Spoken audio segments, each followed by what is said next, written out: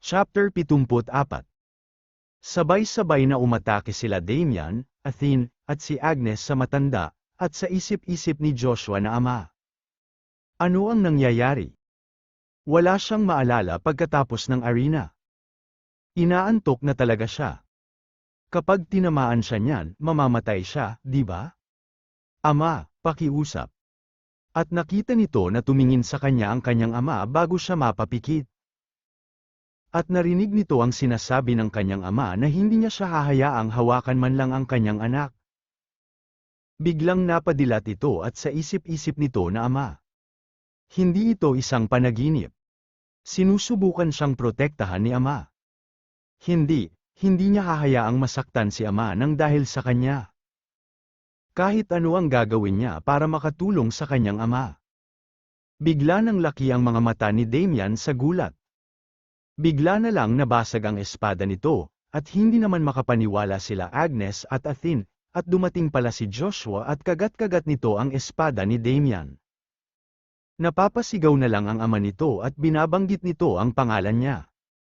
Napatingin nito sa kanyang anak na napaluhod, at hinawakan niya ito at sinasabi nito na Joshua. Natauhan na ba siya? Ano ang nangyari sa demonisasyon? Joshua. Bumalik siya sa realidad. Napatingin nito sa kanyang ama, at unti-unti itong natutunaw, at sinasabi nito na ama. Nang laki naman ang mga mata nito sa gulat, at binabanggit nito ang pangalan ng kanyang anak. Nagtataka naman si Damian at nagulat ito, at sa isip-isip nito na huwag niyang sabihing pinigilan niya ang pagiging demonyo at pinili niyang maging isang demon sword mismo. Napaluha naman ang matanda at hinawakan nito ang espada, at sinasabi nito na huwag siyang mamatay. Kinuha nito ang espada, at sumigaw ito, at naglabas ito ng mapinsalang dark aura. Napatakip ng mukha si Damian at sa isip-isip nito na mapanganib ito. Ang trahedya sa pagitan ng ama at anak ay nagpalakas sa dark mana. Sinasabi ni Damian na kung makakahawak ng demon sword ang isang master class, madidihado sila, kaya tuloy lang ang pag-atake. Sinasabi ni Athene na naiintindihan niya. Sabay na umatake ang mga ito, at sinasabi ng matanda na ang kanyang anak na si Joshua. At malakas na sumigaw ito ng Joshua. Sumisigaw at sinasabi ni Damian na huli na ang lahat. Ipagtanggol nila ang kanilang mga sarili. Mabilis na umatake ang matanda, at hindi na mamalaya ni Damian na natama na pala siya. Nagkapira-piraso ang mga bato, at nahulog ang mga ito, at kasabay na nahulog sila Agnes, Damian, at Athene. Sinasabi ng matanda na lahat sila. Pati na rin ang emperador. Sisiguraduhin niyang papatayin niya sila. At ang buong mundo. Nagising si Damian, at pilit nitong tumatayo, at napapaubo ito. Napaluhod ito, at sa isip-isip nito na kung hindi dahil dito, nagkapira-piraso na sana siya. Isang kayamanang ipinagkaloob ng emperador. Hiniling niya dito na makuha niya ang Hemera. Ang Hemera ay isang divine item na nag-aabsorb sa lahat ng impact. Ito ang mahiwagang baluti na ibinigay sa kanya ni Dorgo noong isa pa siyang Death Knight. Lintik. Wasak din ang kanyang 1,000-mile sword. Si Agnes ay isang paladin na nagkaroon ng stigmata, kaya hindi siya dapat patay. At may dugo ng dragon si Athene, kaya malamang na hinimitay lang siya, hindi namatay. Pareho silang hindi na makakilos. Siya na lang ang natitira. Wala pa siyang karanasan sa second ring, pero wala na siyang pagpipilian. 1 minuto. Tatapusin niya ito sa loob ng 1 minuto. Ginamit ni Damian ang third ring. Nang laki naman ang mga mata ng matanda, at biglang nawala sa kanyang paningin si Damian, at bigla na lang napunta ito sa kanyang likod. At sunod-sunod na umatake si Damian. Ginamit ng matanda ang kanyang demon sword para harangan ang mga pag-atake ni Damian, at gumanti ito ng pag-atake. Napakagat si Damian sa kanyang ngipin at naghanda ito ng isa din pag-atake. Nagulat naman ito nang bigla din nawala sa kanyang paningin ang matanda. At napunta din ito sa kanyang likod. Napansin niya naman ito at naharangan nito ang atake ng matanda. Mabilis naman ito nakatalon at papaatake ito, hindi niya ito nataman, at mabilis ulit itong nawala, at nasa harap niya na ito agad. Hindi niya na ito napigilan, at nagawa na nito na sakalin siya. Napapamura at sa isip-isip ni Damian na lintik. Hindi ba sapat? Hindi niya pa nga nakikita ang mukha ni Dorgo, pero sa ngayon. Sumisigaw at sinasabi ng matanda na mamatay na siya. Sa isip-isip ni Damian na hindi siya pwedeng mamatay ng ganito lang. Umilo ang Demon Sword na nasa kamay ni Damian, at napunta ito sa madilim na kamalayan nito. At napapatanong ito kung nasaan siya. At bakit parang pamilyar na pamilyar ito? May nagliwanag, at napatingin dito si Damian, at ito pala ang kalahati ng Demon Sword, na si Erebos. Tinatanong ni Damian kung tinawag niya ba siya? Mayroon ba itong ganitong gamit noong una? Sa isip-isip ni Damian na huwag niyang sabihin sa kanya na ginawa niya yun para protektahan siya. Ramdam niya ang kagustuhan nito na nagsasabing gamitin niya ito. Napakalakas at mapanganib ng kapangyarihan nito kaya sinubukan niyang huwag itong gamitin, ngunit. Sige, Erebos. Ngayon lang, hihiramin niya ang kapangyarihan niya. Bigla na lang naputol ang braso ng matanda. At matalim na napatitig ito kay Damian. At napatigil ito sa kanyang pagkakatayo. Makikita dito na hawak na ni Damian ang Demon Sword na si Erebos. Naiinis at napakagat ng ngipin ang matanda, at sinusubukan nito ibalik ang kanyang naputol na braso. Naibalik niya na ito, kaso napalitan ito ng braso ng demon. At makikita dito na nakatayo lang si Damian. Papaatake na ang matanda at napapasigaw. Papalapit na ang atake ng matanda, at hindi gumagalaw si Damian, at bigla na lang mabilis na nawala si Damian at kasabay nito nawasak na ang katawan ng matanda.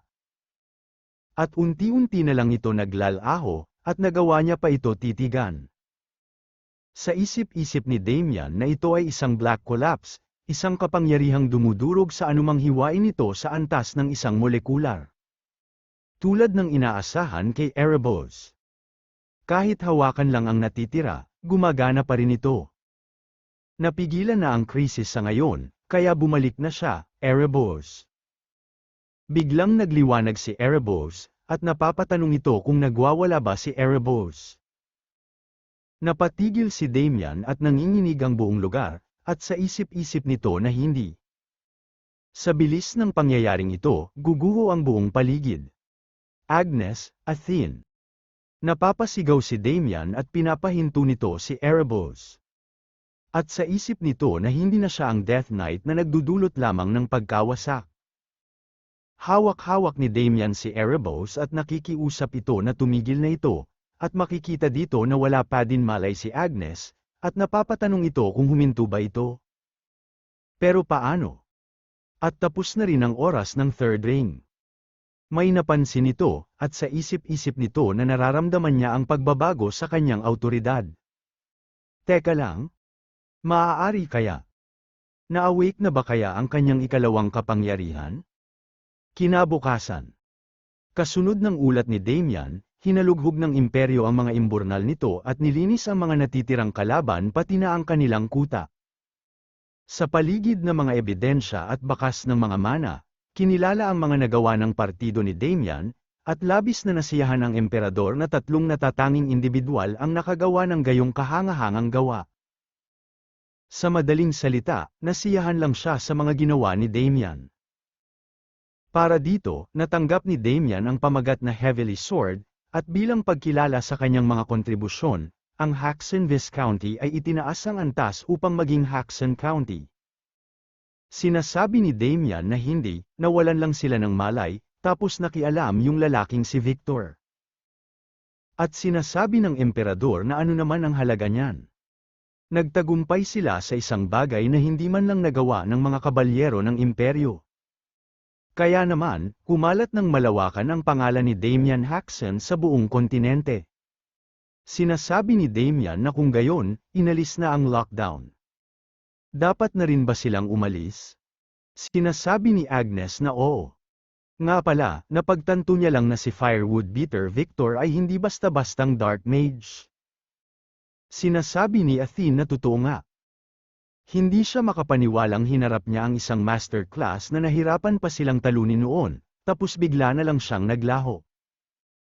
Tinatanong ni Victor na kung si Victor na naman ba ang pinag-uusapan nila. Nagpaalam na si Michael at dinala na nito ni Count Leon Bloom. Sinasabi ni Athene na sa anumang kaso, magpapalam na rin siya. Nagtataka naman si Agnes at sinasabi nito na talaga ba? May kailangan ba siyang gawin na apurahan? Sinasabi ni Athene na nakatanggap siya ng request para sa isang mercenary job sa malapit, pero nasa ibang direksyon ito. Sinasabi ni Damian na nabali niya ang sibat niya, kaya bibilhan sana niya siya ng bago. Nakangiting sinasabi ni Athene na iniintindi niya siya. Dagdag 10 puntos yan. Pero pagdating sa mga armas, marami silang nakaimbak. Teka lang, hindi. Kung dadalhin niya ito bilang bigay, malugod niya itong tatanggapin. Nakangiting sinasabi ni Damian na nagsasalita pa rin siya ng mga walang kwentang bagay. Sinasabi ni Athene na magkita na lang sila mamaya. Mapa-request man o kasal. Tsaka, Agnes. Mas maganda siya tingnan kapag nakalugay ang buhok niya. Bibigyan niya siya ng dagdag na 5 puntos para sa hitsura niya. Sa isip-isip ni Damian na talagang kakaiba ang mga Dragoncan.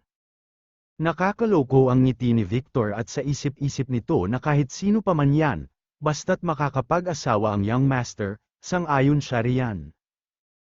Lumipas na ang gabi, makikita si Damian sa isang mataas na bundok.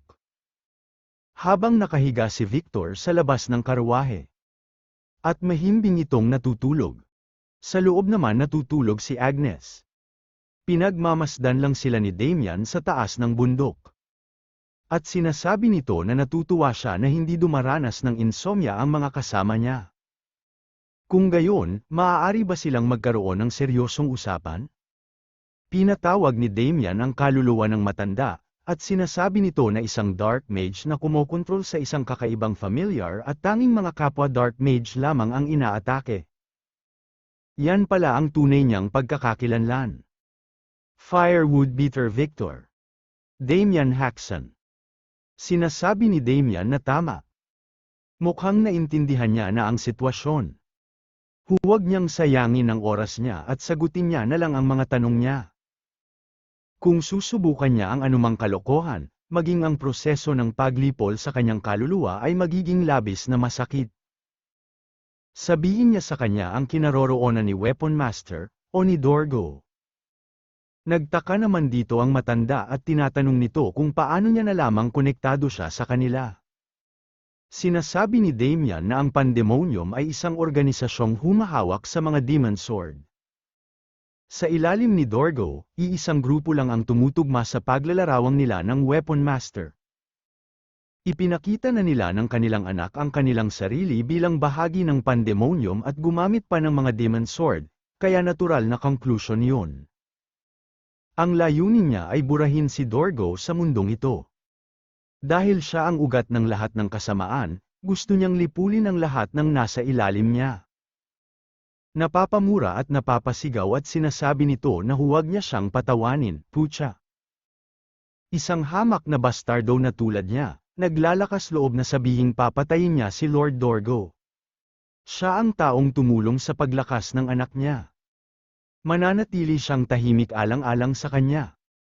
Sa isip-isip ni Damian na sinusubukan niyang gawin ito sa madaling paraan, pero mukhang hindi uubra. Sinasabi ni Damian na huwag siyang magkamali ng intindi. Wala namang anumang restriksyon na nakapataw sa kanyang kaluluwa. Kaya niyang basahin ang kanyang mga alaala at burahin siya. Sa isip-isip ni Damian na ang basta na lang sirain ng isang kaluluwang may ganoong kalibre. Medyo sayang naman yun. Sinasabi ni Damian na nakakatawa na nagpapakita pa rin siya ng katapatan nang hindi niya man lang namamalayang ginamit lang siya bilang kasangkapan at itinapon. Nagbago ang isip niya. Hahayaan niya na lang nabuo ang mga alaala niya at gagawin niya siyang puppet na sumusunod lamang sa mga utos niya. Sinasabi ng matanda na hayop siya. Ano ba ang sinusubukan niyang gawin sa kanya? Nakangiting sinasabi ni Damian na ang katapatan niya na yan. Sa tingin niya, kukunin niya na yan. Itinatalaga niya siya bilang kanyang Spectre Knight. Ang nawala niyang katawan ay muling lilikhain gamit ang kanyang dark mana, at habang siya ay nabubuhay, hinding-hindi siya mawawasak. Sumisigaw ang matanda at sinasabi nito na hindi. Sinasabi ni Damian na kung iisipin, hindi niya man lang naitanong ang pangalan niya. Sige, bibigyan na lang niya siya ng angkop na pangalan. Ano kaya ang isang madaling pangalan? Napatingin ito sa malayo, at napaisip ito, at sinasabi nito na ang pangalan niya ay Domenico. Mula ngayon, siya ang magiging Spectre Knight na maglilingkod sa kanya. Alam niyang hindi siya ordinaryong kabalyero, pero higit pa ito sa inaasahan niya. May biglang dumating at tinatawag siya nito.